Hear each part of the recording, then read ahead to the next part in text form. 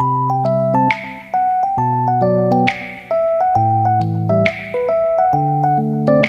श्री राम। मैं ईशु हरवानी हनुमान गट्टा हूँ राजस्थान से। रोज आपको गंगा दर्शन लाइव दिखाता हूँ, पंचांग सुनाता हूँ, तत्वज्ञान, स्कंद रामायण, स्कंद पुराण एक अध्याय सुनाने की कोशिश रहती है मेरी। वह पतित होकर विवेक खो बैठता है, अतः संपूर्ण भूतों प्राणियों को अपना स्वरूप मानकर उसके प्रति अपने ही जैसा बर्ताव करना चाहिए। जिसकी सर्वत्र आत्मा दृष्टि है वह ऐश्वर्य से मत वाला नहीं होता। जो सबके शरीर में अपने ही जैसे सुख दुख का अनुभव करता हो, ऐसा ऐश्वर्यशाली पुरुष आज कहाँ है। इसलिए नंदभद्र ने ऐश्वर्य का जो सार ग्रहण किया था वह भी सुनो। वह अपनी शक्ति के अनुसार सभी प्राणियों की सेवा करते थे, किसी भी सेवा से विमुख नहीं होते थे। इस प्रकार इधर उधर प्रकट हुए सारभूत सदाचार का संग्रह करके बुद्धिमान नंदभद्र उसी का पालन करते थे। इस आचरण से रहने वाले साधु शिरोमणि नंदभद्र के सद्व्यवहार की देवता लोग भी सप्राहा रखते थे। इंद्र आदि सब देवताओं को उनकी स्थिति देखकर बड़ा विस्मय होता था।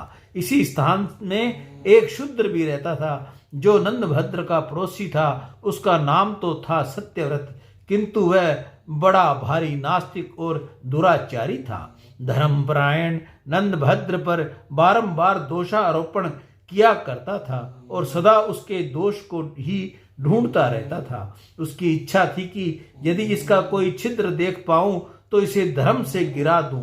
खोटे हृदय वाले कुर नास्तिक का यह स्वभाव ही होता है कि वह अपने को तो नीचे गिराते ही हैं, दूसरों को भी गिराने की चेष्टा करते हैं। धार्मिक वृत्ति से रहने वाले बुद्धिमान नंदभद्र के वृद्धावस्था में बड़े कष्ट से एक पुत्र हुआ, किंतु वह चल बसा। इसे प्रारब्ध का फल मानकर उन महामती वैष्णव ने शोक नहीं किया। देवता हो या मनुष्य, प्रारब्ध के विधान से कौन छूट पाता है।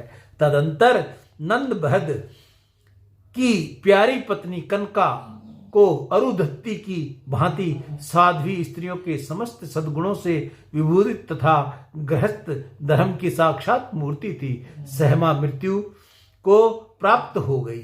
नंदभद्र जितेंद्रिय थे, फिर भी पत्नी न रहने से ग्रस्त धर्म का नाश होगा, यह सोचकर उन्हें शोक हुआ। नंदभद्र का यह अंतर देखकर सत्यव्रत को बहुत दिनों के बाद बड़ी प्रसन्नता हुई। वह हाय हाय बड़े कष्ट की बात हुई, ऐसा कहता हुआ शीघ्र ही नंदभद्र के पास आया और मित्र की भांति मिलकर उससे बोला, हाँ नंदभद्र, यदि तुम जैसा धर्मात्मा को ऐसा फल मिला तो इससे मेरे मन में यही आता है कि यह धर्म कर्म व्यर्थ ही है। भाई नंदभद्र, मैं सदा तुमसे कुछ कहना चाहता था, किंतु तुम्हारी ओर से कोई प्रस्ताव न होने के कारण मैंने कभी कुछ नहीं कहा, क्योंकि बिना किसी प्रस्ताव के बृहस्पति जी भी कोई बात कहें तो उनकी बुद्धि की अवहेलना होती है और उन्हें नीच पुरुष की भांति अपमान प्राप्त होता है। मैं वाणी के 18 और बुद्धि के 9 दोषों से रहित सर्वथा निर्दोष वाक्य बोलूंगा। सूक्ष्मता, संख्या, कर्म, निर्णय और प्रयोजन, ये 5 अर्थ जिसके उपलब्ध होते हैं उसे वाक्य कहते हैं। धर्म, अर्थ, काम और मोक्ष के उद्देश्य से जो कुछ कहा जाता है वह प्रयोजन नामक वाक्य कहा गया है। यह वाक्य का प्रथम लक्षण है। धर्म, अर्थ, काम और मोक्ष के विषय में प्रतिज्ञा करके वाक्य के उपसंहार में यही वह है, ऐसा कहकर जो विषय रूप से सिद्धांत बताया जाता है वह निर्णय नामक वाक्य है। यह पहले और यह पीछे कहना चाहिए। इस प्रकार कर्म विभाग पूर्वक जो प्रस्तुत विषय का प्रतिपादन किया जाता है उसे वाक्य के ज्ञाता विद्वान कर्मयोग कहते हैं। जहाँ दोष और गुणों का यथावत विभाग करके दोषों के लिए प्रमाण उपस्थित किया जाए उसे संख्या वाक्य समझना चाहिए। और जहाँ वाक्य के विभिन्न अर्थों में भेद देखा जाता उसे अतिशय भेद की प्रतीति में जो कुछ है उसे सूक्ष्मता कहते हैं। ये वाक्य के गुणों के गणना हुई।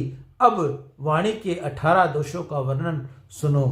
अपेतार्थ, अभितार्थ, अव्रत, अधिक, अश्लक्षण, सग्धि, पदांत, अक्षर का गुरु होना, पड़ांग, मुख, न, अनर्थ एवं असंस्कृत, त्रिवेग विरुद्ध, न्यून, कष्ट शब्द, अति शब्द, व्युक्त, क्रमाभिहत, सशेष, अहेतुक तथा निष्कारण, ये वाणी के दोष हैं।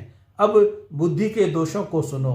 काम, क्रोध, भय, लोभ, दैत्य, अनार्जव, कुटिलता, इन 6 दोषों से युक्त होकर तथा दया, समान और धर्म, इन 3 गुणों से हीन होकर मैं कोई बात न कहूँगा। उक्त 6 दोषों के साथ दयाहीनता, समानहीनता और धर्महीनता, ये 3 दोष और मिल जाने से 9 दोष होते हैं। जब वक्ता, श्रोता और वाक्य तीनों अविकल रहकर बोलने की इच्छा में समान अवस्था को प्राप्त हो तभी वक्ता का अभिप्राय यथावत रूप से प्रकट होता है। बातचीत करते समय जब वक्ता श्रोता अवहेलना करता है अथवा श्रोता को वक्ता की उपेक्षा करने लगता है तब बोला हुआ वाक्य बुद्धि पथ पर नहीं चढ़ता।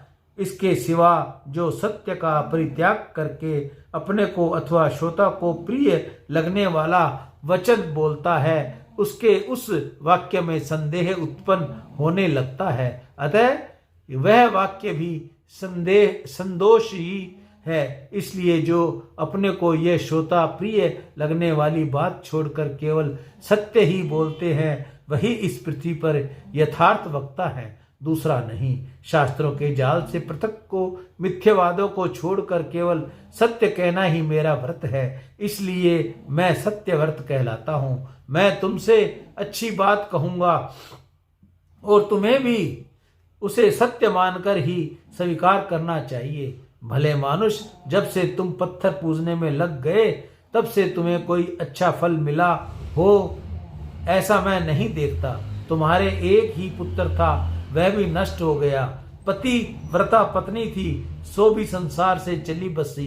साधो, झूठे तथा कपटपूर्ण कर्मों का ही ऐसा फल हुआ करता है। भैया, देवता कहाँ हैं? सब मिथ्या है। आदि हो, यदि हो तो दिखाई न देते। यह सब कुछ कपटी ब्राह्मणों की झूठी कल्पना है। लोग पितरों के उद्देश्य से दान देते हैं। यह देखकर मुझे तो हंसी आती है कि मेरी दृष्टि में यह अन्न की बर्बादी है।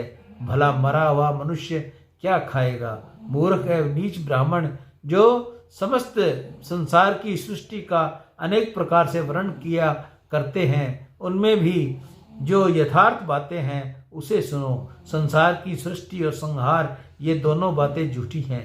वास्तव में यह जगत सत्य है और इसी रूप में सदा बना रहता है।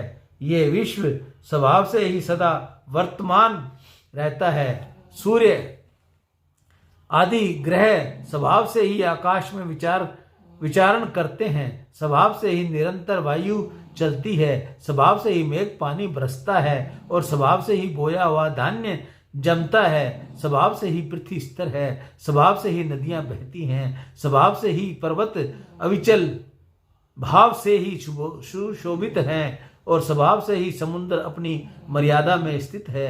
स्वभाव से ही गर्भवती स्त्री पुत्र पैदा करती है। स्वभाव से ही वह बहुतेरे जीव उत्पन्न होते हैं। जैसे स्वभाव से ही लोग टेढ़े होते हैं, ऋतु के स्वभाव से ही बेरों के कांटे पैदा होते हैं, उसी प्रकार स्वभाव से ही यह संपूर्ण जगत प्रकाशित होता है। इसका कोई प्रत्यक्ष दिखाई देने वाला कर्ता नहीं है।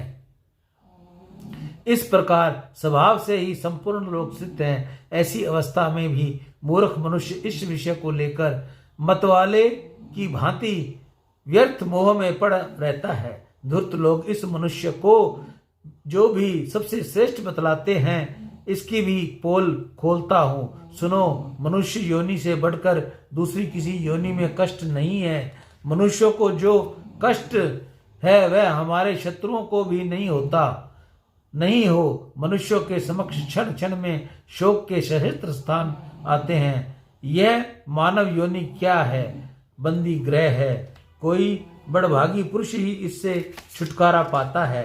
यह पशु पक्षी कीड़े मकोड़े बिना किसी बंधन के सुखपूर्ण विहार करते हैं। उसकी योनि अत्यंत दुर्लभ है। वह स्थावर वृक्ष पर्वत आदि कितने निश्चित हैं। पृथ्वी पर इन्हीं का मुख महान है। अधिक क्या कहें, मनुष्य की अपेक्षा अन्य योनियों में उत्पन्न होने वाले सभी जीव धन्य हैं। कोई यथावर है, कोई कीड़े हैं, कोई पतंग है और कोई मनुष्य आदि जीव के रूप में उत्पन्न हुए हैं। इससे स्वभाव को ही प्रधान कारण समझो। पुण्य और पाप आदि तो कल्पना मात्र है। इसलिए नंदभद्र, तुम मिथ्या धर्म का परित्याग करके मौज से खाओ पियो खेलो और भोग भोगो। पृथ्वी पर बस यही सत्य है। नारद जी कहते हैं, सत्यव्रत के इस वाक्यों से जो अशुभ कर अयुक्ति संगत तथा असमझ दोषपूर्ण थे, महाबुद्धिमान नंदभद्र तनिक भी विचलित नहीं हुए। वे शोभ रहित समुद्र की भांति गंभीर थे। उन्होंने हंसते हुए उत्तर दिया, सत्यव्रत जी, आपने जो यह कहा कि धर्मनिष्ठा मनुष्य सदा दुख के भागी होते हैं, वह झूठ ही है। हम तो पापियों पर भी बहुतेरे दुख आते देखते हैं। संसार बंधन जनित कलेश तथा पुत्र और स्त्री आदि की मृत्यु के दुख पापी मनुष्य को यहाँ भी देखे जाते हैं। इसलिए मेरे मत से धर्म ही श्रेष्ठ है। इसकी पुण्य आत्मा साधु पुरुष पर संकट आया देखकर बड़े बड़े लोग सहानुभूति प्रसिद्ध करते हुए ये कहते हैं कि ओहो, ये तो साधु पुरुष है, इन पर कष्ट आया, ये तो हमारे लिए बड़े दुख की बात है। इसलिए पापियों को तो यह सहानुभूति भी दुर्लभ है। स्त्री तथा धन आदि के लोभ से जब कोई पापी लुटेरा घर में घुसता है तो आप भी उससे डर जाते हैं। उसके प्रति देश का परिचय देते हैं और उससे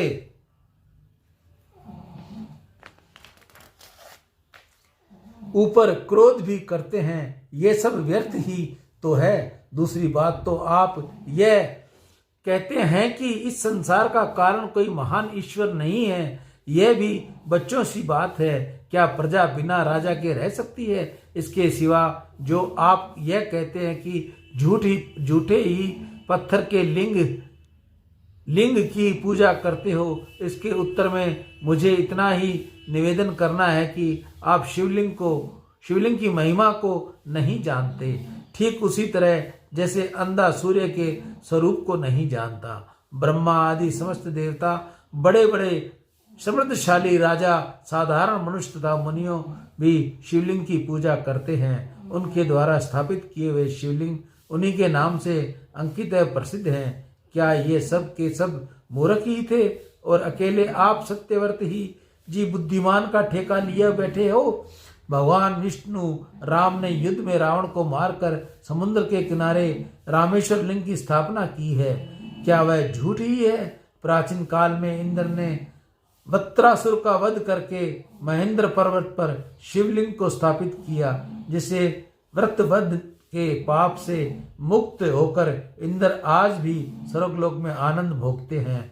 चंद्रमा ने पश्चिम समुद्र के तट पर प्रभाव से क्षेत्र में भगवान सोमनाथ की स्थापना करके आरोग्य लाभ किया था। यमराज और कुबेर काशी में गरुड़ और कश्यप के सह पर्वत पर तथा वायु और वरुण ने नैमिषारण्य में क्षेत्र में शिवलिंग को स्थापित किया है, जिससे वे सदा आनंद मगन रहते हैं। इसी स्तंभ तीर्थ में भगवान स्कंद कुमारकेश्वर लिंग की स्थापना की है, क्या वह समस्त पापों को नाश नहीं है? इसलिए इसी प्रकार अन्य देवताएं, राजाओं और मुनियों ने जो जो शिवलिंग स्थापित किए हैं उनकी गणना करने में मैं असमर्थ हूँ। भूलोकवासी, स्वर्गलोकवासी तथा पाताल निवासी भी शिवलिंग के पूजने से तृप्त होते हैं। आप जो यह कहते हैं कि देवता नहीं, और यदि हैं तो कहीं भी दिखाई क्यों नहीं देते, इस प्रश्न से मुझे बहुत बड़ा आश्चर्य हो रहा है।